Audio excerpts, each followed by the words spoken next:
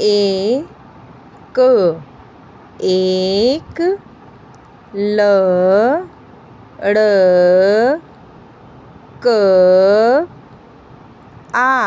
लड़का था एक लड़का था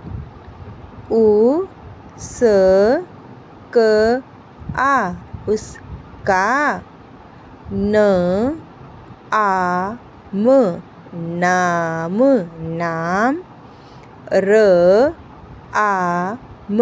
राम था उसका नाम राम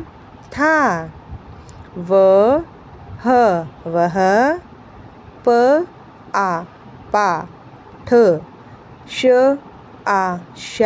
शाला पाठशाला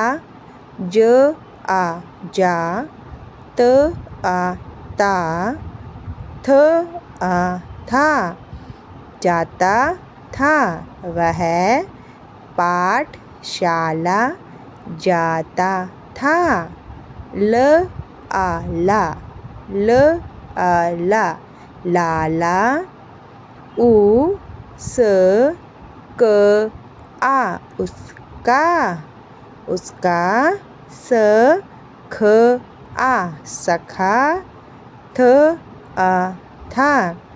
लाला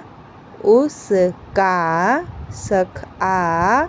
था लाला उसका सखा था वह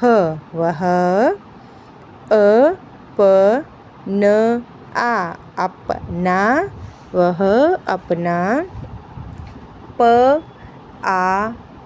पाठ पढ़ता था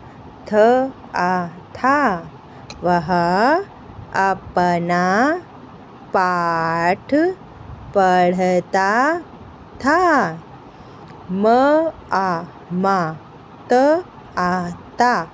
माता